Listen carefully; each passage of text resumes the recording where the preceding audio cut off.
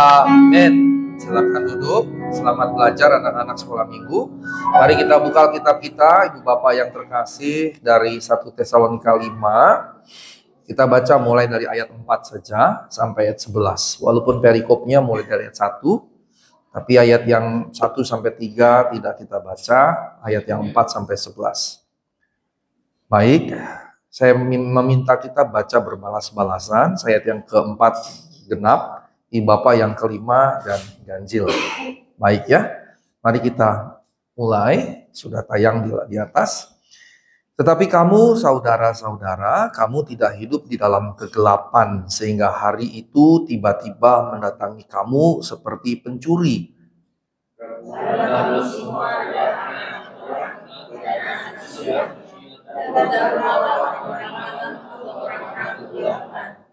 Sebab itu baiklah jangan kita tidur seperti orang lain, tetapi berjaga-jaga dan sadar.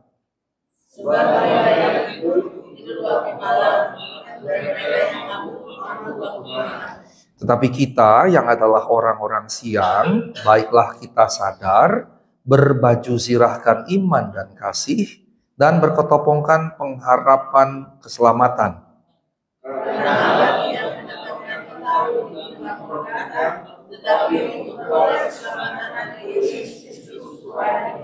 Yang sudah mati untuk kita, supaya entah kita berjaga-jaga, entah kita tidur, kita hidup bersama-sama dengan Dia.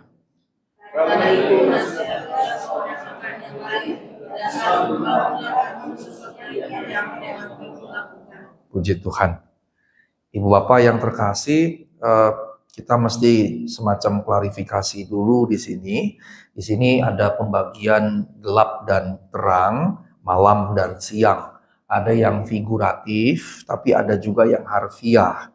Nah, karenanya waktu kita membaca, kalau kita tidak tepat membacanya, kita bisa salah paham. Yang figuratif itu mulai di ayat yang keempat, kamu tidak hidup dalam kegelapan. Kemudian juga ayat 5, anak-anak terang. Kemudian juga anak-anak siang, kita bukan orang malam, orang kegelapan. Jangan tidur seperti orang lain, tetapi berjaga-jaga dan seterusnya. Itu figuratif semua artinya.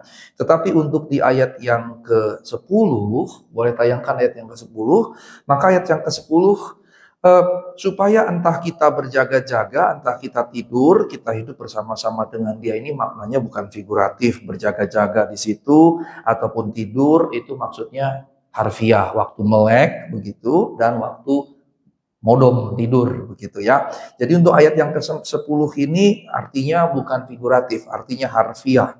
Nah, maksudnya Paulus, mau kita tidur, mau kita bangun, kita hidup bersama-sama dengan Tuhan.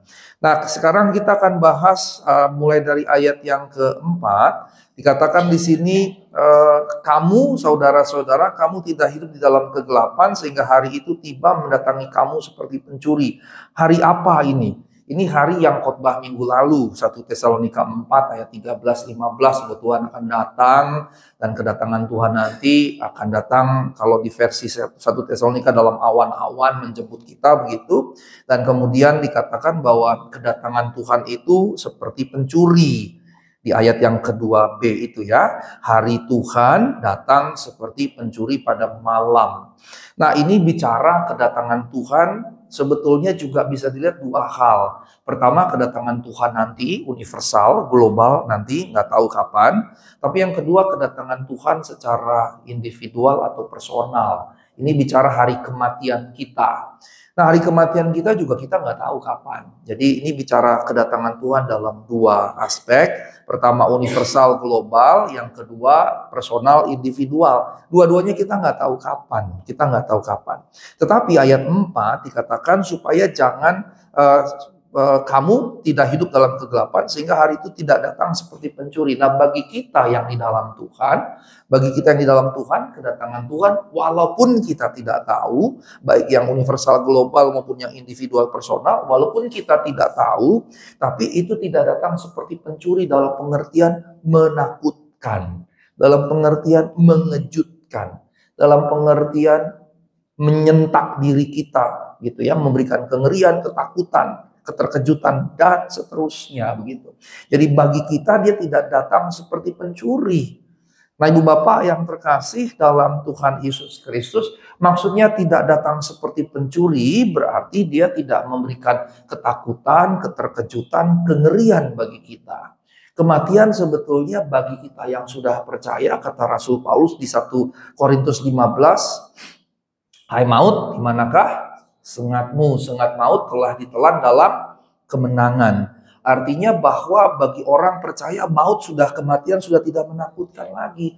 Mengapa sebetulnya tidak menakutkan? Karena kita tahu begitu kita masuk dalam maut itu, kita hidup bersama-sama dengan Tuhan. Khotbah minggu lalu 1 Tesalonika 4 ayat 13 sampai 15, kita yang percaya di dalam Kristus, kita percaya juga kalau kita percaya Kristus sudah bangkit, kita yang percaya di dalam Kristus yang bangkit, waktu kita mati, kata firman Tuhan, dikumpulkan Bapa bersama-sama dengan Kristus gitu.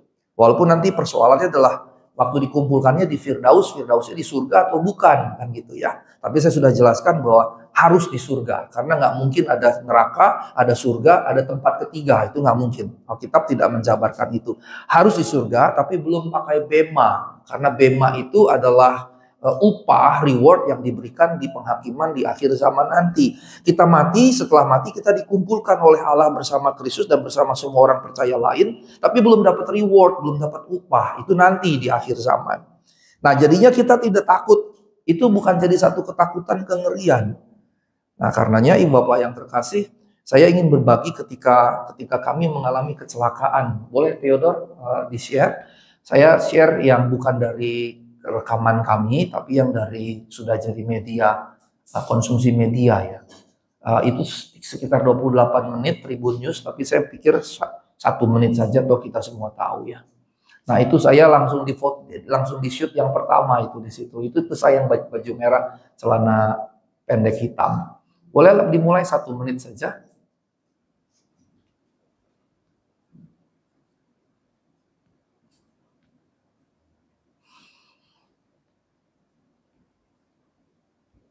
Nah, itu bus yang menabrak sumber kejadian, itu bus yang sedang diangkut oleh derek itu.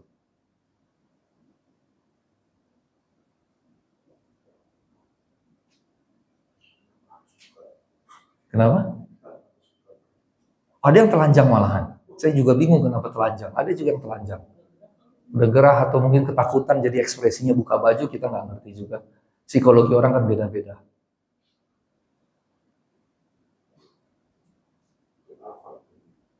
Hyundai Staria. Kurang lebih sama dengan Alphard. Nah, ini yang terjepit. Di belakangnya dia itu truk engkel yang bawa sayur, ini sudah ditarik keluar tapi terjepit 2 di situ.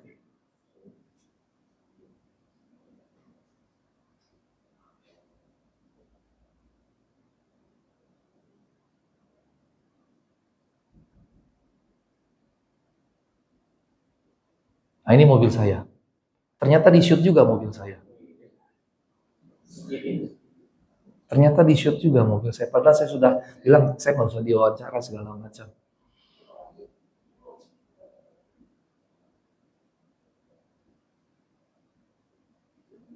Nah, ini mobil yang terbalik.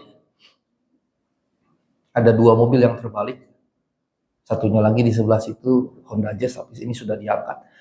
Oke, boleh dikembalikan saja. Saya rasa cukup supaya Ibu Bapak bisa melihat situasi pada waktu itu. Posisi mobil kami itu ditabrak dari sini. Jadi dihantam oleh truk putih tadi masih ada di situ.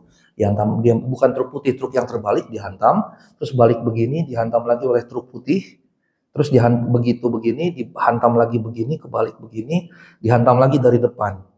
Kemudian nabrak di dekat sini, baru kemudian bisa jalan. Jadi mobil kami itu spinning begini. Yang luar biasanya dia tidak terbalik. Padahal Honda Jazz terbalik begini. Kemudian tadi ada truk pickup terbalik begini. Yang saya mau berbagi pada saat itu adalah pada kejadian itu mobil saya ditabrak dari belakang, dari kanan belakang, kanan depan, kiri belakang, kemudian depan sampai ada yang bolong segala macam. Nah, kemudian pada saat kejadian itu, saya sama sekali tidak takut. Sama sekali tidak takut. Tidak ada ekspresi apapun. Tenang sekali batin ini. Batin ini betul-betul tenang. Batin ini betul-betul tenang. Dan setelah mobil dipinggirkan, saya keluar, saya justru menolong orang-orang. ada satu kenek yang luka-luka segala macam. Begitu ambulans datang, saya ikut membantu taruh ke tandu, dari tandu masuk ke dalam mobil ambulans. Terus kemudian Honda Jazz yang terbalik itu saya derek tarik, saya ikut bantu, bahkan saya ikut mengarahkan supaya ngendereknya agak ke sini, supaya ngebantingnya tidak balik begini, tapi kebalik ke depan begitu. Waktu digeser, kemudian saya dorong Honda Jazz itu maju ke depan. Kemudian truk pickup tadi itu juga waktu ditarik, kemudian kami ikut membantu membalikan itu, dan saya kemudian datangi polisi, ada kanit apa gitu, saya datangi juga jasa marga, dan saya menanyakan di mana segala macam, terus saya diminta membantu mengumpulkan supir-supir korban, dan saya kerjakan, saya kumpulkan begitu, dan ada yang Honda Jazz itu suami istri, dan ketakutan sekali, saya dan istri saya berusaha menenangkan dia, terus kemudian juga saya cari yang lain, dan ketika kemudian dibawa ke mobil ke pool, terus saya ke Polres segala macam, saya juga ngobrol, dan kemudian terakhir hari Jumat kemarin saya memfasilitasi supir korban ada 10 gitu, memfasilitasi dengan Zoom, dan kemudian saya jadi seperti koordinator korban jadinya. Saya jadi koordinator korban. Saya catat. Dari semua saya kasih kesempatan ngomong silakan, apa yang terjadi cerita saya catat semua, kerugiannya apa saya catat semua. Terus kemudian saya berikan kerugiannya apa, material mobil, material yang lain, dan imaterialnya apa. Karena ada yang beling pecahan itu nempel di kepala gitu, tapi karena koordinasi kurang baik begitu, padahal seharusnya kami sebagai korban itu berhak dibawa ke rumah sakit. Itu setelah saya katakan kepada salah seorang polisi, anak saya jadi panas, Dorothea gitu. Oh Pak, bawa saja ke polisi. Saya rasa nggak usah Pak, ini karena udah malam, anak saya butuh istirahat saja gitu. Tapi ternyata seharusnya semua itu dilakukan medical check up, ada nggak yang segala macam. Nah ibu itu ternyata di sini ada beling-beling kecil di sini gitu, ada beling-beling kecil. Dan kemarin nge-zoom dia nggak datang, suaminya nggak datang karena bawa istrinya memeriksa begitu. Nah kemudian saya catat semua, saya catat kerugiannya juga. Terus kemudian kami memilih ada satu juga anak muda dan kami berdua, mereka minta saya jadi koordinator, dan saya katakan siap, saya akan bantu memfasilitasi. Dan dari situ apa yang saya pelajari justru begini, orang percaya bahkan dalam kondisi yang tidak ideal, dalam kondisi yang menderita sekalipun harus jadi berkat. Harus jadi berkat. Di situ saya nggak mikirin keadaan, yang penting begitu saya lihat istri saya, Theo, terus juga ada temen Theo, Matthew dengan Dorothea, saya lihat secara kasat mata oke, maka saya langsung bantu-bantu yang lain begitu. Termasuk itu mobil pickup yang tadi itu ternyata mobilnya Pindad, perusahaan industri angkutan darat. Bawa pakai mobil pickup, item yang dibawa nilainya 10 miliar. Absurd ya, 10 miliar bawanya pakai pickup gitu. Nah saya ikut bantu-bantu juga ngangkatin kembali gitu, ngumpulin juga kadang-kadang sayur. Itu ada satu truk engkel, satu truk itu bawa sayur kol. Sayur kolnya berserakan lah di situ gitu. Berserakan, terus sempat saya ikut bantu bersihkan juga. Segala macam. Dari situ kemudian yang saya simpulkan, orang percaya kalau memang sudah benar-benar mengenal Tuhan, ya dia harus jadi berkat. Bahkan ketika dia dalam kesusahan. Dia tidak boleh ketika dalam kesusahan hanya mikirin kesusahan dirinya sendiri. Tapi itu dilakukan kalau dia betul-betul mengenal Tuhan. Nah dalam kondisi kami pung gitu, batin saya betul-betul tenang. Ibu bapak bisa dibayangin, tabrak begini, geser, tabrak lagi begini, terus tabrak lagi begini, terus di depan juga nabrak. Bayangkan dalam kondisi seperti itu bisa tenang. Asli benar-benar saya tenang saat itu. Saya keluar dan karena ketenangan itu saya bisa nolong yang lain-lain gitu. Saya nolong yang lain-lain. Ada yang nangis cerit-cerit kata, Bu nggak apa-apa, yang penting Ibu sudah tidak apa-apa, sudah kejadian, nggak usah nangis-nangis lagi seperti itu. Kita kerjakan saja apa yang bisa kita kerjakan. Ketenangan itu kenapa? Ketenangan itu mereka malah ngobrol. Halo, yang di sana jangan ngobrol ya. Kedengeran sampai sini soalnya.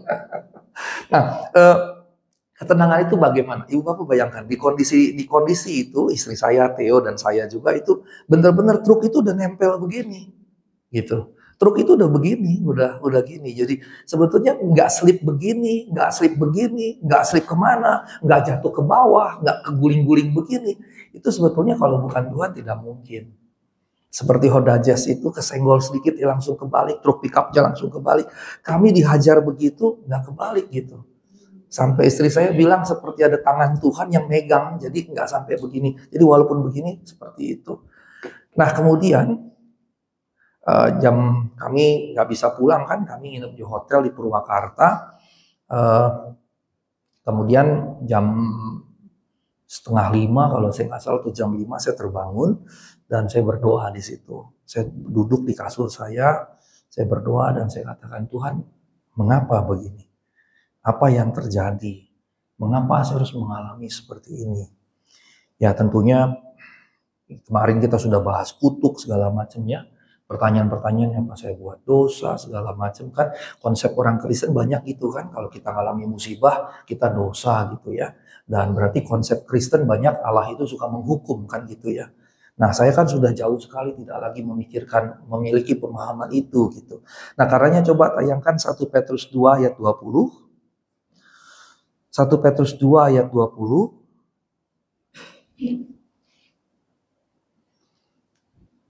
Oke, sebab dapatkah disebut pujian jika kamu menderita pukulan karena kamu berbuat dosa?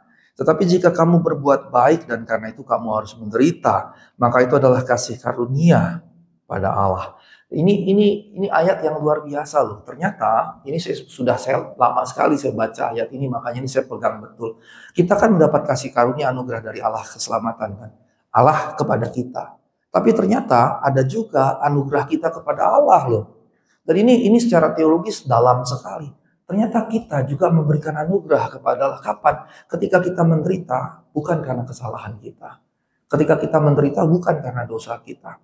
Artinya sebetulnya begini, setiap kita yang sudah percaya, bukan berarti kemudian tidak menderita. Gitu. Setiap kita yang percaya di dalam Tuhan bertobat, bukan berarti kita tidak menderita. Justru di sini jika kamu berbuat baik, hidup baik gitu. Doing good, doing well, doing the word of God, kira-kira begitu. Tapi kemudian you have to suffer, kamu menderita. Itu seperti memberikan anugerah kepada Allah. Wah luar biasa kan. Nah persoalannya kan kita diajar dengan teologi yang semua serba nyaman, semua serba enak gitu. Ya kan, kita diajar seperti itu, semua serba nyaman, semua serba enak. Sehingga kalau kita hidup benar di dalam Tuhan, indikatornya semua serba nyaman, serba enak. Padahal ternyata itu tidak begitu. Contoh yang berikutnya pasal yang ketiga. Kalau saya tidak salah ayat yang ke-17. Pasal yang ketiga ayat 17. 1 Petrus 3 ayat 17. Sebab lebih baik menderita karena berbuat baik jika hal itu dikehendaki Allah daripada menderita karena berbuat jahat. Artinya teks Alkitab kita, Ibu Bapak yang terkasih, memberi ruang bahwa ketika kita jahat kita mungkin menderita. Artinya itu sebab yang memberikan akibat. Kalau saya melakukan tindak kriminal, saya ditangkap polisi, maka ditangkap polisi, masuk pengadilan, masuk penjara, semua ini tidak bisa disebut sebagai salib gitu. Ini silap bukan salib. Ini silap bukan salib. Jadi kalau kita melakukan kejahatan, kemudian kita mendapatkan konsekuensi atas itu, ya jelas gitu. Artinya tetap bisa ada, walaupun tidak serta-merta, dia tidak vice versa gitu. Ya, jadi ini sebetulnya ayat yang tadi sebetulnya menyanggah konsep yang vice versa. Kejahatan yang kita lakukan bisa berdampak hal-hal yang buruk pada kita sebagai konsekuensi atau akibat. Tetapi dia tidak boleh dilihat kebalikan. Berarti kalau saya melakukan kejahatan, berarti kalau saya mengalami penderitaan segala macam, ini karena saya berbuat dosa. Dia nggak boleh dibaca kebalik seperti itu gitu. Mengapa? Karena ternyata kita bisa berbuat baik tetapi menderita. Dan itu bisa karena kehendak Allah. Nah Ibu Bapak yang terkasih dalam Tuhan Yesus Kristus, kalau kita kembali ke 1 Tesalonika tadi, mari kita kembali ke 1 Tesalonika. Pasal 5, mulai dari ayat yang keempat, dikatakan bahwa dia tidak datang lagi seperti pencuri, dan saya merasakan waktu itu terjadi, hati ini begitu tenang, hati ini begitu damai, begitu batin saya betul-betul tenang, dan karena saya bisa menolong melakukan yang saya tadi cerita pada orang-orang itu, dan ketika saya keluar, Saya pagi berdoa, saya tanya Tuhan, mengapa Tuhan begini? Uh, Apa yang Engkau kehendaki? Karena konsep saya sudah tidak lagi kalau saya menderita karena saya buat salah gitu. Ya, kalau teman-teman masih ada yang begitu, bertobat karena berarti konsep tentang Allahnya keliru. Karena kalau kita menderita karena kita buat salah, Allahmu Allah yang suka menghukum. Padahal Allahmu adalah Allah yang memberikan anugerah, penebusan. Dia jadi dari Allah jadi manusia loh. Terus udah jadi manusia, dia rela mati di kayu salib. Masa Allah yang seperti itu, Allah yang kalau kita buat dosa hukum, itu Allahnya masokis sebetulnya kalau kayak begitu. Allahnya sadistik, Allah kita tidak begitu. Gitu. Kalau Allah kita seperti itu, dia nggak akan jadi manusia. Kalau Allah kita tiap kali kita buat salah dihukum, Allah tidak akan jadi manusia. Tetapi karena Allah jadi manusia dan jadi manusia mati di kayu salib, itu menunjukkan kasih karunia anugerahnya tadi. Yang juga tadi saya katakan di 1 Petrus, itu menunjukkan bahwa Allah kita tidak seperti itu. Sehingga kesalahan kita tidak harus selalu dihukum. Bahwa nanti diadili, ya nanti. Tapi dia tidak serta otomatis. Karenanya saya tidak lagi berpikir kalau saya mengalami sesuatu yang buruk, ini hukuman Allah gitu. Dan waktu saya berdoa jam 5 pagi itu, saya bertanya, mengapa Tuhan? Dan saya bergumul dalam batin saya. Nah sebelum itu Ibu Bapak saya flashback ke belakang, kita kan lagi baca Alkitab rutin harian ya. Dan tiap kali saya melihat bagaimana keintiman Henokh, keintiman Nuh, kemudian keintiman Abraham, Ishak, Yakub, kemudian berikutnya Musa. Bagaimana mereka intim dengan Allah. Saat-saat pembacaan itu, gairah di hati saya selalu berkata, Tuhan, saya pengen deh seperti itu. Bukan untuk mistik gitu ya, tapi saya ingin memiliki keintiman seperti itu. Walaupun kita tahu toh Abraham banyak dableknya, Yakub tukang tipu gitu kan. Udah dikasih, udah dapat mau minta Rahel dikasih Lea, harusnya ya udahlah gitu. Dia enggak, dia tetap kejar Rahel. Jadi 2 bininya. Gitu. Terus kemudian bininya bertarung supaya punya banyak anak. Karena waktu itu banyak anak, banyak rezeki kan konsepnya. Kemudian dapatlah 2. Bilda dan Zilpa gitu. Jadi 4 kan kacau gitu. Abraham juga gitu dengan Sarah, dengan Hagar, Ketura dan istri atau gundik-gundik yang lain. Walaupun juga kehidupan mereka nggak sempurna, tapi ada keintiman yang erat dengan Tuhan. Dan tiap kali saya membaca dan membuat report itu dibaca grup baca Alkitab rutin kita, ada gairah Tuhan pengen sekali. Walaupun saya tahu itu mustahil begitu. Itu mustahil karena itu adalah orang-orang khusus. Orang-orang pilihan. Tapi kerinduan itu menyeruak dalam diri saya. Sejak 3 mingguan kita mulai membaca Alkitab secara rutinnya, hampir 3 minggu. Nah ketika doa pagi itu, saya bertanya Tuhan, mengapa begini? Kemudian ada satu suara kecil di hati saya. Lihat Ayub. Hanya 2 kata itu. Dan saya ingat sekali saya pernah memberikan webinar tentang Ayub.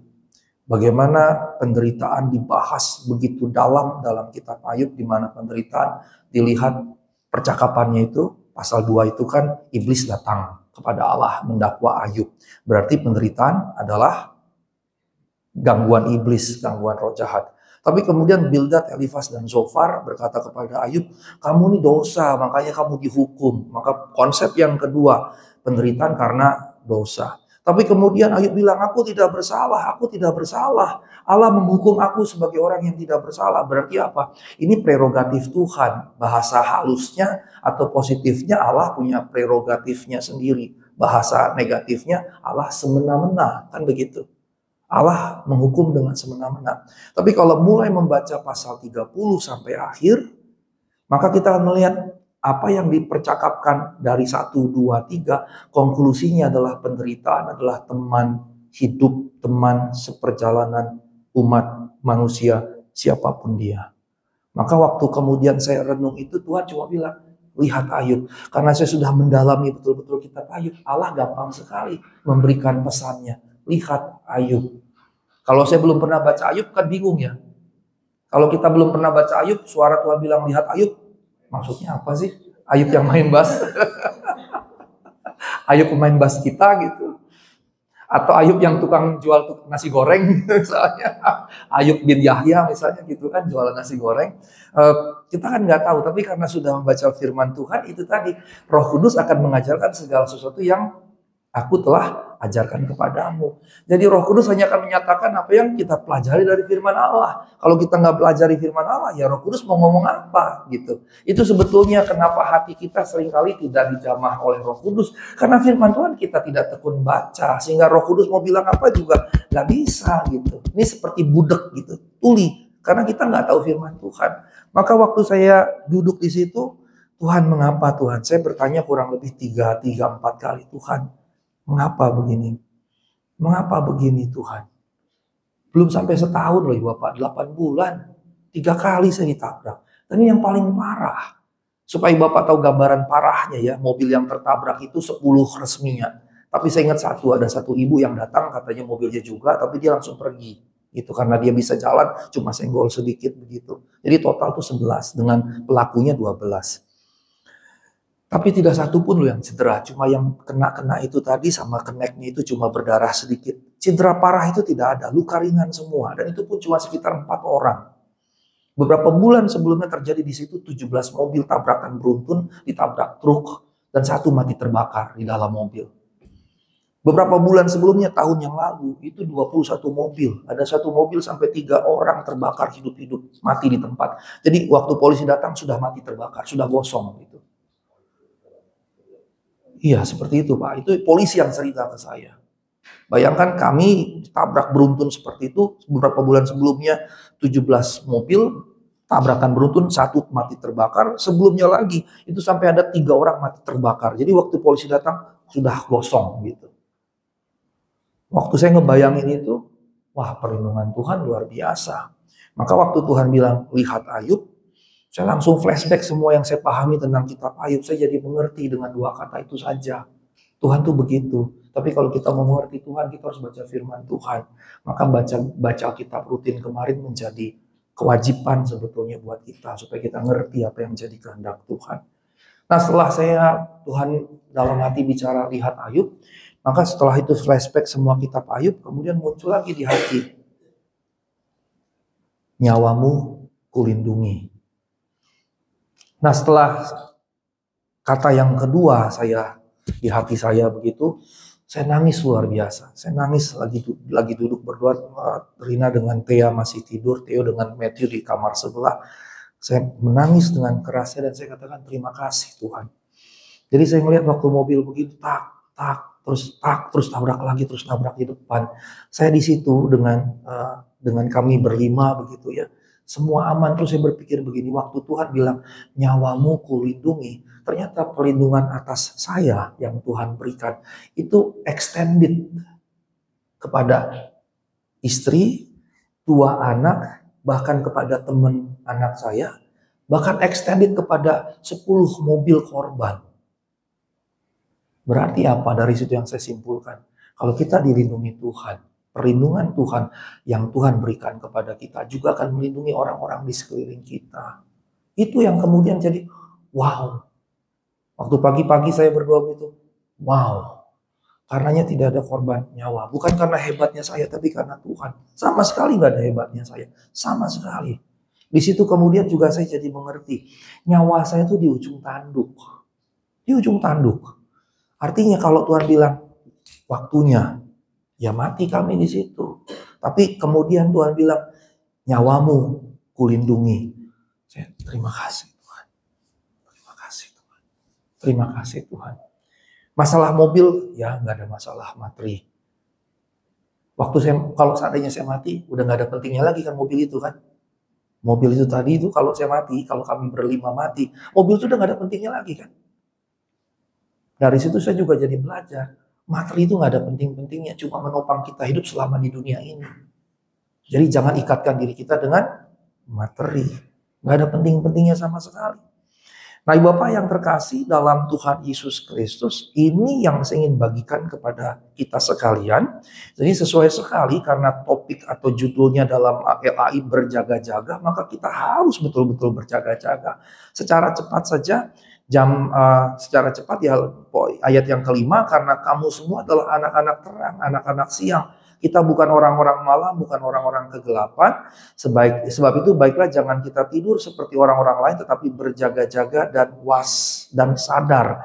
Ibu Bapak yang terkasih, ini dibandingkan dengan terang dan gelap. Kita adalah anak-anak terang, kita adalah anak-anak siang. Dan kemudian yang menarik di sini, jangan tidur seperti orang lain-lain, tapi berjaga-jaga. Kemudian di sini katakan mereka yang tidur waktu malam. Walaupun zaman sekarang banyak juga orang mau pagi, mau siang, mau sore tidur aja gitu kan. Bangun tidur, tidur lagi, bangun tidur lagi. Jadi ini konsep zaman dulu, bukan zaman sekarang. Zaman dulu siang itu waktunya kerja, malam itu waktunya tidur gitu ya. Jadi Bapak kita tidak boleh begitu ya, tidak boleh.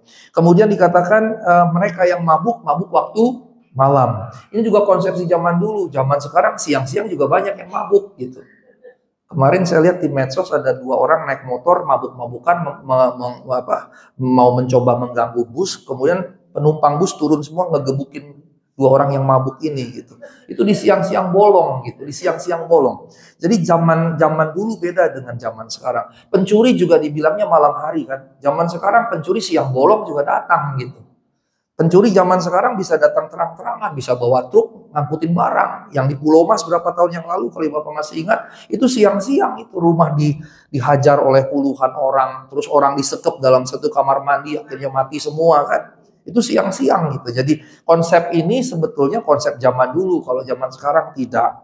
Tapi supaya kita mengerti, memperbandingkan antara bagaimana di siang, bagaimana di malam begitu. Nah yang menarik kemudian berjaga-jaga dan sadar, ini menjadi hal yang menarik Ibu Bapak yang terkasih. Mengapa? Karena sadar di situ ya. Ayat berapa tadi?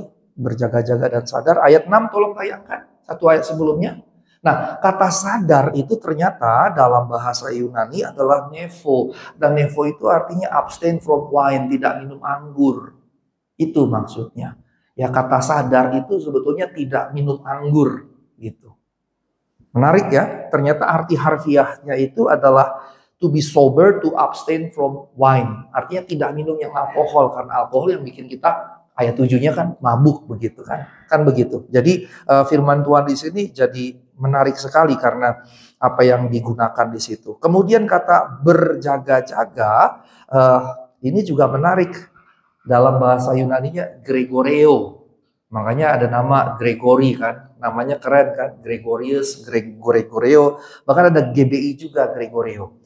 Dan ternyata artinya di sini seperti penjaga, pengawas di kota waktu itu ada tembok-tembok yang menjaga seperti kotak begini, di sudut-sudutnya ada pengawas begitu, maka berjaga-jaga itu seperti pengawas di situ yang betul-betul memperhatikan gitu.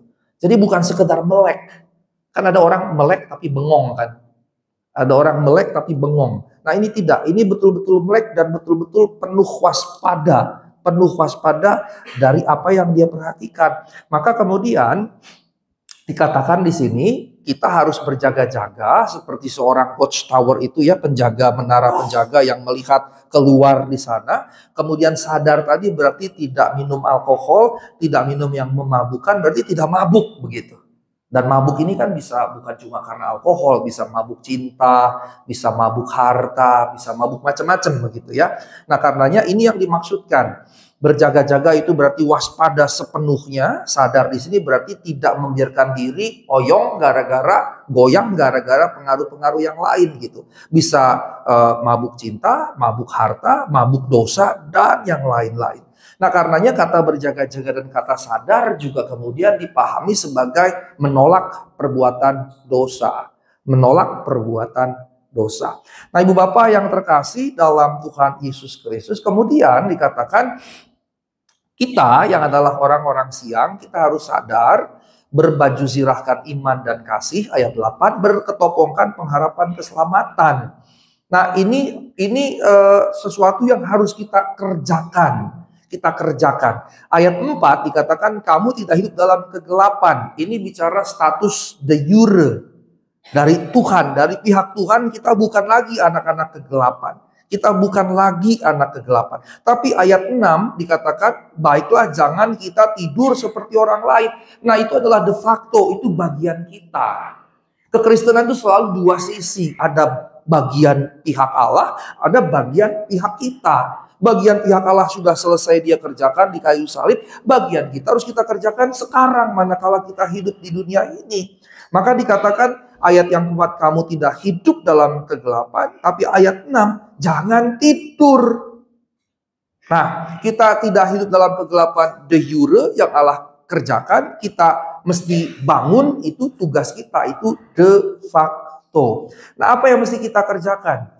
Tadi jelas berjaga-jaga sadar, dan dalam konteks itu maka dikatakan baju zirah itu baju perang gitu ya, baju perang yang di sininya biasanya plat baja, jadi kalau ada panah dia nggak kena begitu. Dan baju zirah ini iman dan kasih, ini bicara hati, maka hati kita harus dipenuhi iman, percaya dan kasih kepada Allah dan kepada sesama. Ini yang harus jadi drive-nya. Apa yang jadi drive kita sebagai mahasiswa, sebagai pekerja, sebagai pelayan Tuhan di sini, sebagai suami, istri, orang tua, dan seterusnya, haruslah ini.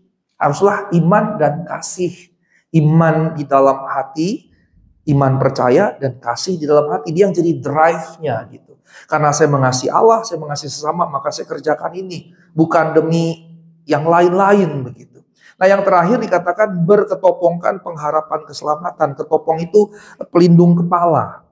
Pelindung kepala, ini helm. Maka berarti yang ada di kepala kita, isi kepala kita harus diisi, dipenuhi dengan pengharapan akan keselamatan.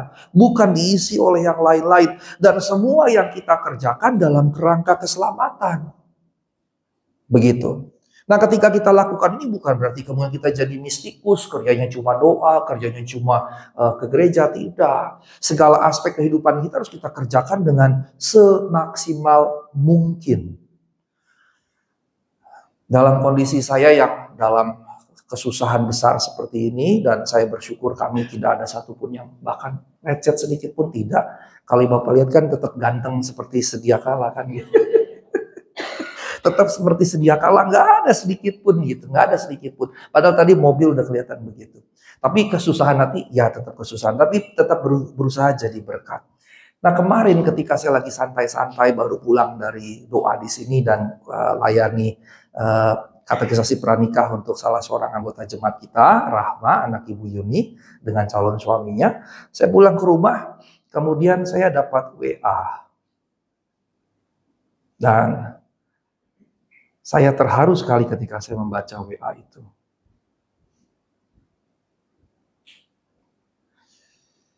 Good day, Pak Asigor. You have been co-opted as a SAPS Exco member. Your invitation for STFT Jakarta to host the 2026 SAPS conference has been accepted. The SAPS president will be in touch with you. Congrats. Terus saya tanya, what is Exco member? Committee of SAPS. Rupanya harusnya itu Ibu Bapak tanggal 10-15 itu harusnya saya ke Taiwan. Saya sudah ngajukan proposal abstrak, diterima, harusnya saya presentasi. Tapi saya tidak datang, pertama karena urusan kampus, saya ngurus sertifikasi dosen dan kenaikan jabatan jadi lektor kepala, jadi associate professor. Dan kedua ngurus Theodor yang saya kemarin ke Jatinangor dan kemudian kami tertabrak begitu. Nah, rupanya in absentia dalam ketidakhadiran saya, konferensi Society of Asian Biblical Studies yang selesai Jumat kemarin memilih saya menjadi anggota komite eksekutif dari Society Asian Biblical Studies, masyarakat pakar biblika, pakar Alkitab se-Asia. Dan saya jadi anggota eksekutif, anggota komite eksekutif. Ada 7 orang jadinya dengan saya. 7 orang. Dan semuanya dari luar Indonesia. Ada 1 Pak Daud dari Malang, Indonesia, dan berarti saya kedua. Kami 7. Dan waktu saya membaca pesan ini, saya menjadi begitu terharu. Karena apa? Saya melihat di sini dalam semua kesusahan yang sedang kami alami, ternyata toh ada kecupan-kecupan dari Tuhan yang membuat saya, wah luar biasa Tuhan saya, luar biasa. Dan saya adalah dosen STT Jakarta pertama yang jadi anggota komite eksekutif dari masyarakat pakar Alkitab se-Asia. Saya berarti juga orang GBI pertama, orang Pentakosta pertama yang jadi anggota di situ. Dan bisa dibayangkan level Asia. Dan saya berbayangkan, saya percaya suatu saat bahkan level dunia saya akan jadi komitinya. Ibu bapak yang terkasih, amin, terima kasih ibu. Ibu bapak yang terkasih, mencintai Tuhan justru akan mendorong kita. Pertama, tidak pusing lagi dengan yang lain, fokus pada pengharapan keselamatan. Tapi di sisi yang lain, dalam konsep berpikir itu kita mengerjakan sebaik-baik mungkin, sekeras-keras mungkin, semaksimal mungkin bagi kemuliaan Tuhan. Amin. Mari kita bangkit berdiri.